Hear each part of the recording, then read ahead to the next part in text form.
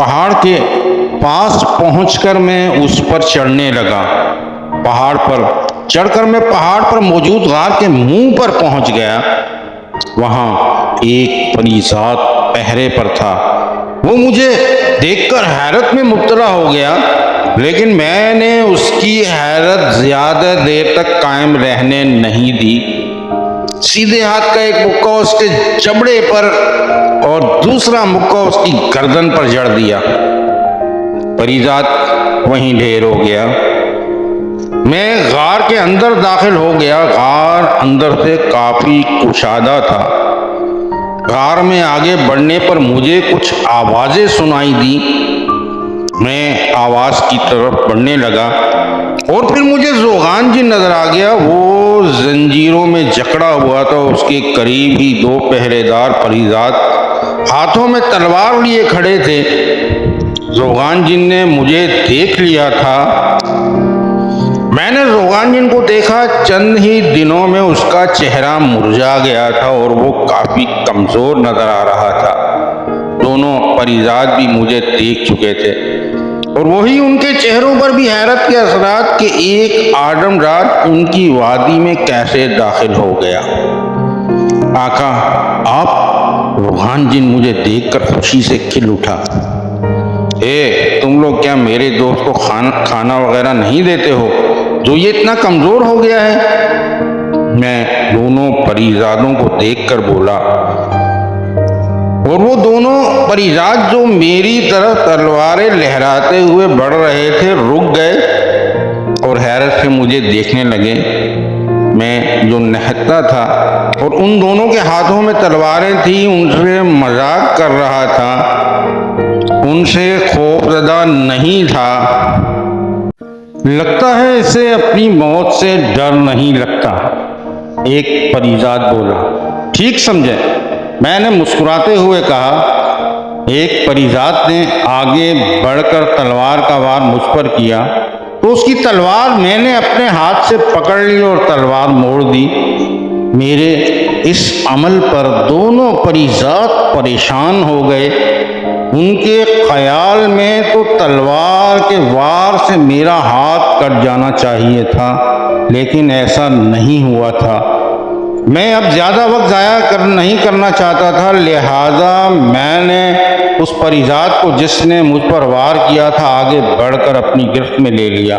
दूसरे परीज़ात ने मौके से फ़ायदा उठाते हुए मेरी कमर पर तलवार का भरपूर वार किया। तलवार मेरी कमर से टकराई और टूट गई। परीज़ात को गिरफ्त में लेने के बाद एक झटके से मैंने उसकी गर्दन तोड़ दी। दूसरा परीज़ात जिसने मेरी कमर पर वार किया था, उसने जब ये देखा कि एक परीज़ात को मैंने ख़त्म कर दिया है और फिर उसकी तलवार का वार भी मुझ पर बेअसर गया है, तो उसने अपने पर खोल लिए और भागने की तैयारी करने लगा। लेकिन इससे पहले कि वो उड़ान भरता, मैंने उसके दोनों परों को पकड़ लिया और उसे बेबस कर दिया। आका, खत्म कर दो इसे भी। ये परीज़ात बहुत जालिम है, इन पर रहम मत करना। और मैंने ज़ोगान जिन के कहने पर उस परीज़ात को उसके परों के जरिए ऊपर उठाया और ज़मीन पर पटक दिया। उसका वहीं काम तमाम हो गया। और फिर मैं ज़ोगान जिन की तरफ देखकर मुस्कुराते हुए बोला, लो भाई, खुश? बहुत खुश। ज़ोगान जिन भी मुस्कुराते हुए बोला। दोनों परीज़ादों को ख़त्म करने के बाद मैंने ज़ोगान जिन की जंजीरें तोड़कर उसे जंजीरों से आज़ाद किया। आका, मुझे यकीन नहीं आ रहा कि आप मुझे आज़ाद करवाने वापस आए हैं। तुम्हें मैं ओक्लामूस की कैद में कैसे देख सकता था, लिहाजा आ गया। आका दुरेशवार, ज़ोगान जिन ने पूछा। अब उसे भी आज़ाद करवाएंगे, मैंने कहा। लेकिन आका, आप पर तलवार का असर क्यों नहीं हुआ? ये कुव्वत आपकी कैसे पैदा हो गई? ये मेरी दी हुई कुव्वत तो नहीं है, ज़ोगान जिन ने पूछा। तो मैंने कहा, ये एक लंबी दास्तान है जो बाद में सुनाऊंगा। अभी पहले हमें दुर्रे शहवार को आज़ाद करवाना है। जी आका, आप ठीक कह रहे हैं। जोगानजिन बोला और फिर हम गार से बाहर निकल आए। मायून और नन्ही परियों के पास पहुंचकर मैंने जोगानजिन का उनसे तारुफ करवाया और जोगानजिन को उनके बारे में बताया। आका, ये परिजात। जोगानजिन उस परिजात की तरफ देखकर बोला जिसे मैंने मायून की निगरानी में छोड़ा था। ये परिजात हमें ओक्लामूस के महल में लेकर जाएगा। मैंने जोगानजिन से कहा तो वो बोला, आका, आपने तमाम बंदोबस्त किया हुआ है। हाँ, मैंने कहा, अब हमें ओक्लामूस के महल की तरफ चलना चाहिए। फिर मैं परिजात से बोला, कहाँ है ओक्लामूस का महल? हमें वहाँ ले चलो। जी चलिए, परिजात सर झुकाकर बोला और आगे बढ़ने लगा। हम भी उसके पीछे चलने लगे। आगे हमें उड़कर जाना होगा, परिजात बोला। ठीक है, मैंने कहा। और फिर नीलम परी ने अपनी जादुई छड़ी की मदद से हम पर रोशनी की शुआएं डाली और हम हवा में बुलंद होने लगे। जोगानजिन था, वो उड़ सकता था। परिजात भी हवा में बुलंद हो गया। हम हवा में उड़ रहे थे। हमारे नीचे पहाड़ थे जिनमें परिजादों के गार थे और फिर हमें दूर एक ऐसा बुलंद व बाला पहाड़ नजर आया जिसे एक बड़े से आलीशान महल की शक्ल दे दी गई थी। महल के ऊपर नीचे आगे पीछे परिजाद मौजूद थे। वहाँ परिजादों का एक हजूम था। यहाँ पर उस परिजात ने कहा कि आप लोगों को खुद महल तक जाना पड़ेगा, क्योंकि महल के चारों तरफ निगरानी पर जो परिजात मौजूद हैं ये इंतहाई खतरनाक हैं। ये मुझ समेत आप सबको जिंदा नहीं छोड़ेंगे। ठीक है, अब तुम आज़ाद हो। याद रखना, हम तुम्हें इस शर्त पर छोड़ रहे हैं कि तुम हमारे खिलाफ कोई गलत कदम नहीं उठाओगे। मैंने कहा तो परिजात बोला, मैं समझ गया। मैं यहाँ से वापस अपने ठिकाने पर चला जाऊँगा, क्योंकि अगर किसी को पता चल गया कि मैं आप लोगों को यहाँ लेकर आया हूँ तो फिर मेरी मौत पक्की है और मुझे अपनी ज़िंदगी प्यारी है, इसलिए मैं जा रहा हूँ। ये कहकर परिजात उड़कर चला गया। अब क्या करना है आका? जोगानजिन बोला। आगे बढ़ते हैं, मैंने कहा, और हम सब आगे बढ़ने लगे। मेरे साथ मायून, जोगानजिन के अलावा 4 नन्ही परियां थीं। उन परियों की रानी होला परी और उनकी कुछ साथी परियां ओक्लामूस की कैद में थीं और वो उनको आज़ाद करवाने के लिए हमारे साथ थी। परिजादों ने अभी तक हमें देखा नहीं था। हम आगे बढ़ रहे थे और महल के करीब पहुंच चुके थे और फिर एक परिजात की नज़र हम पर पड़ गई। वो जोर से चीखा, आदमजात। इसके साथ ही कई परिजात हमारी तरफ मुतवज्जो हो गए। वो सब हमें देख रहे थे। मुझे अपनी और मायून की फिक्र नहीं थी। परिजात हम दोनों का कुछ नहीं बिगाड़ सकते थे, क्योंकि सुर्ख तेलाब के पानी ने मुझे और मायून को अमर कर दिया था। लेकिन जोगानजिन और नन्ही परियां उन परिजादों का मुकाबला नहीं कर सकते थे। लिहाजा मैंने जोगानजिन से कहा कि वो नन्ही परियों को लेकर महफूज जगह चला जाए। मैं और मायून इन परिजादों को देखते हैं। जोगानजिन की समझ में बात आ गई। वो नन्ही परियों को लेकर एक महफूज गार की तरफ बढ़ गया। परिजात उड़ते हुए हमारे नजदीक आ रहे थे। मायून ने अपनी 2 धारी तलवार निकाल ली थी और वो परिजादों से मुकाबले के लिए तैयार खड़ी थी। परिजादों के हाथों में बड़ी बड़ी तलवारें थी, कुछ के हाथों में नोकीले भाले थे। वो रोते हुए, दौड़ते हुए, शोर मचाते हुए हमारी तरफ बढ़ रहे थे। परिजादों का एक जत्था पहले मुझ तक पहुंचा, कुछ की तलवारें मेरे जिस्म से टकराई और कुछ परिजाद मेरे हत्थे चढ़े। तलवारें मेरे जिस्म से टकराकर खून हो गई या टूट गई और जो परिजात मेरे हत्थे चढ़े उनका अंजाम ऐसा हुआ कि वो जख्मी होकर जमीन पर गिरे या मौत उनको अपने साथ ले गई। मैयून के करीब पहुंचने वाले परिजात उसकी तलवार से जख्म खाकर जमीन बोस हुए या दो हिस्सों में तकसीम होकर जमीन पर गिरे। परिजात आ रहे थे उड़कर, भागते हुए, इधर उधर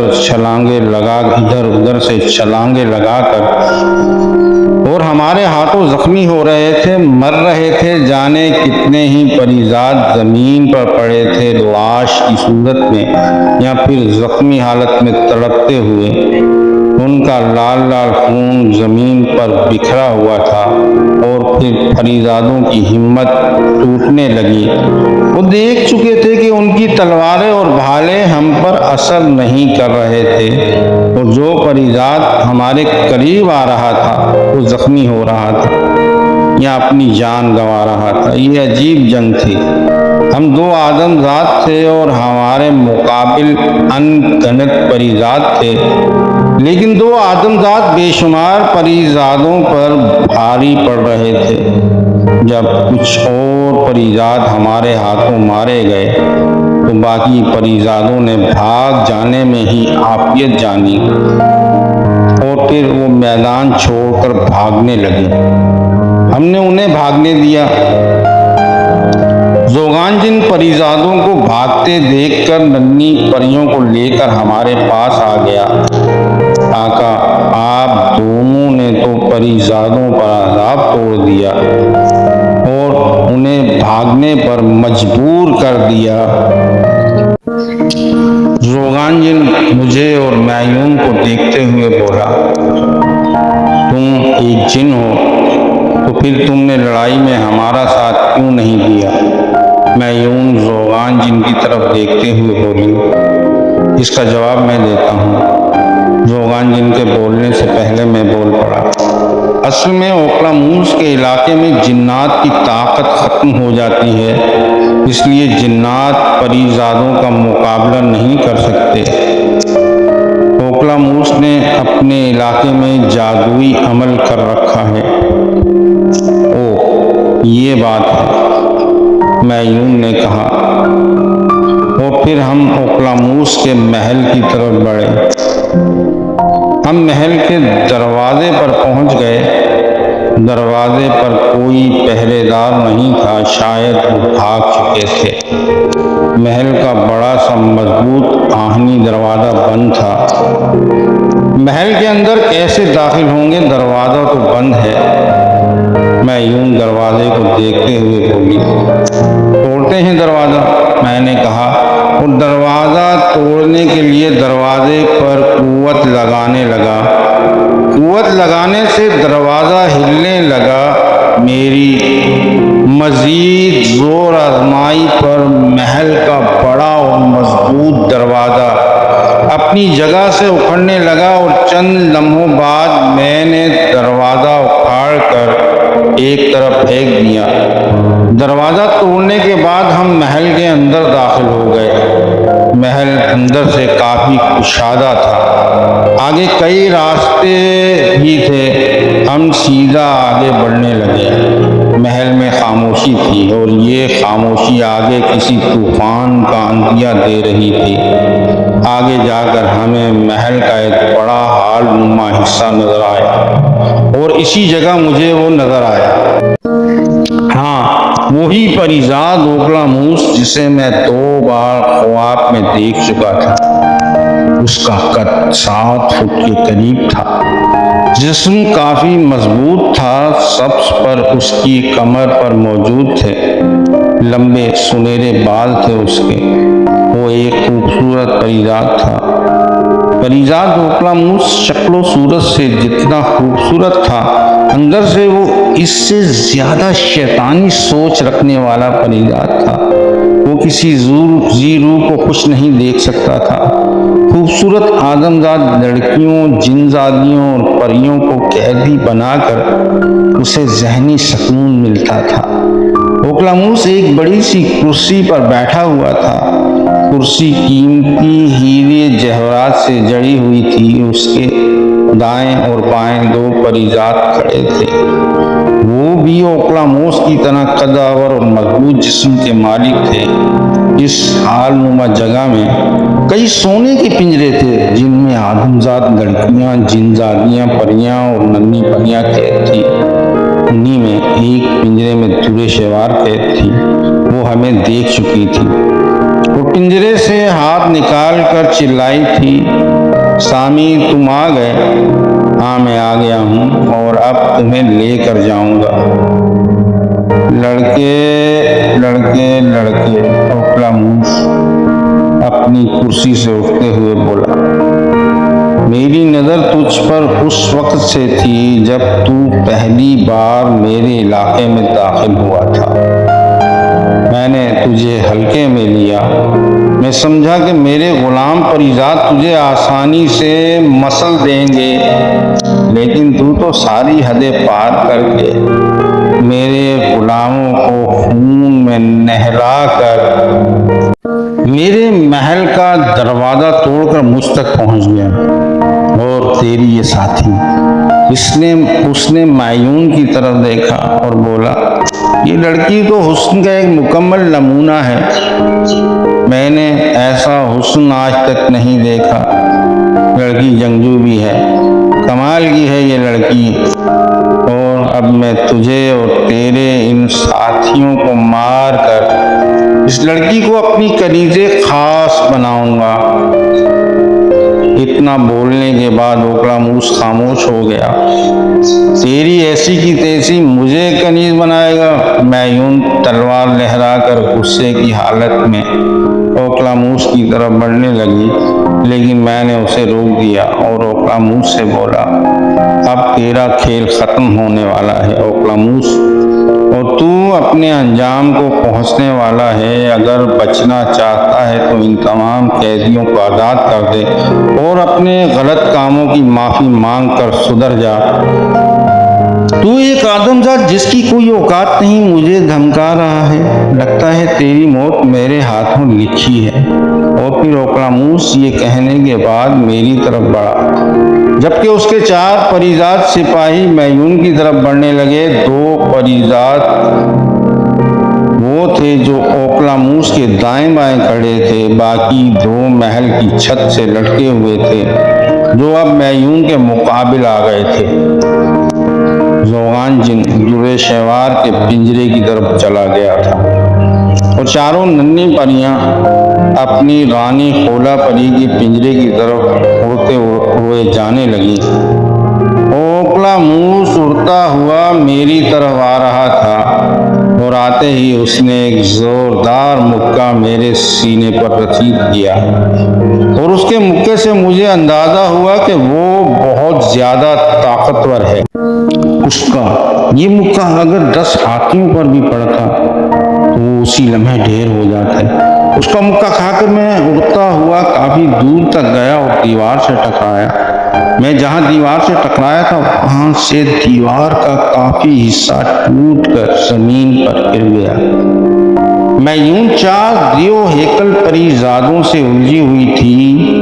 उनके हाथों में भी बड़ी बड़ी तेज धार तलवारें थी। वो मायून पर बढ़ चढ़ कर वार कर रहे थे, लेकिन वो भी मायून थी एक माहिर तलवारबाज। वो उन चारों को तिगनी का नाच नचा रही थी, बल्कि ऐसा लग रहा था वो उन चारों से खेल रही हो। और फिर एक परिजात मायून की तलवार का शिकार बन गया। मायून ने अपनी 2 धारी तलवार उसके सीने में उतार दी थी। मैं अपने कपड़े झाड़ता हुआ उठ खड़ा हुआ था और परिजात ओकलामूस मुझे हैरत से देख रहा था। नामुमकिन, ओकलामूस हैरत से बोला, मेरे वार से आज तक कोई बच नहीं पाया, फिर तू जिंदा कैसे है? जिसे खुदा रखे उसे कौन मार सकता है? मैंने कहा और फिर एक लंबी छलांग लगाकर ओकलामूस के सर पर पहुंच गया और एक जबरदस्त की कुसे मारी। किक खाकर ओकलामूस लुढ़कता हुआ दूर तक गया, लेकिन जल्द ही उठ खड़ा हुआ। जबरदस्त, तुझमें काफी कुव्वत है, मुकाबले में मजा आएगा। ये कहने के बाद उसने अपने बड़े बड़े सर पर लहराए और उड़ता हुआ मेरी तरफ आने लगा। मैं तैयार था उसके हमले के लिए। ओकलामूस जैसे ही मेरे करीब पहुंचा, मैंने छलांग लगाई और उसके ऊपर पहुंचकर उसके दोनों परों को अपनी गिरफ्त में ले लिया और फिर पूरी कुव्वत से उसे ऊपर की जानिब उछाल दिया। ओकलामूस को इस हमले की उम्मीद नहीं थी। वो तेजी के साथ ऊपर गया और छत से बुरी तरह टकराया। छत का मलबा वहां से उखड़कर नीचे गिरने लगा। ओकलामूस भी मलबे के साथ नीचे गिर रहा था। पहले ओकलामूस जमीन पर गिरा और फिर उसके ऊपर छत का मलबा। छत के मलबे ने ओकलामूस को जख्मी कर दिया था। वो लड़खड़ाता हुआ उठ खड़ा हुआ। उसके चेहरे पर हैरत के असरात नुमायां नजर आ रहे थे। एक आदमजात उस पर भारी पड़ रहा था। इससे पहले वो आदमजात को कीड़े कीड़े मकोड़ों से कमतर समझता था। उसने गुस्से से मेरी तरफ देखा और फिर उसकी आंखें लाल होने लगी। लाल से वो एकदम सुर्ख अंगारा हो गई। उसकी आंखों से आग की धार निकलने लगी। आग की धार मेरी तरफ आ रही थी कि मायून ने एक परिजात को किक रसीद की और वो उड़ता हुआ उस आग की धार की लपेट में आ गया। आग की धार उस परिजात के जिस्म के आर पार हो गई। वो परिजात वहीं तड़प कर गिरा और जलकर राख हो गया। उस परिजात के बाद ओकलामूस की आंखों से निकलने वाली आग का निशाना मैं बना।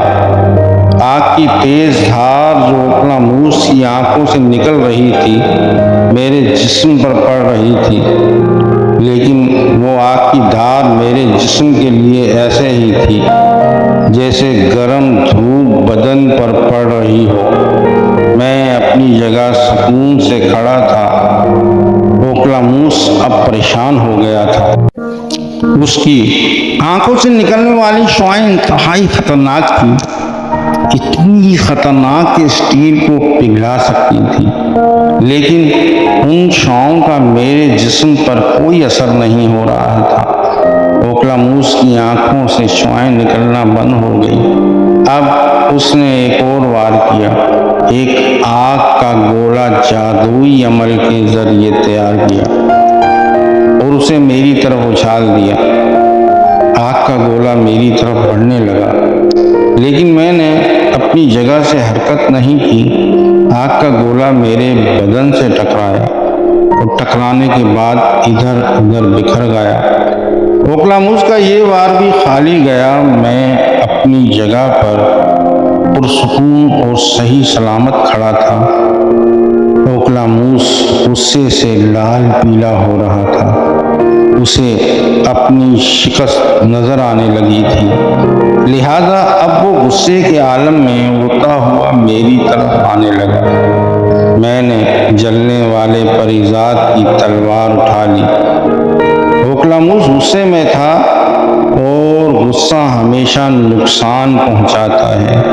गुस्सा सोचने समझने की सलाहियत को खा जाता है।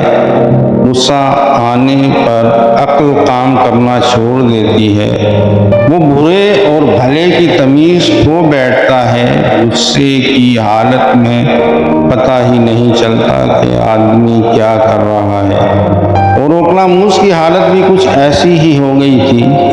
टोकलामूस जैसे ही मेरे करीब पहुंचा, तलवार मैंने उसके सीने में उतार दी।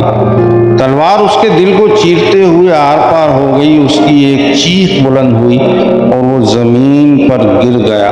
खून उसके सीने से बड़ी तेजी से बाहर आ रहा था। गिरकर उसने उठने की कोशिश की, लेकिन नाकाम रहा।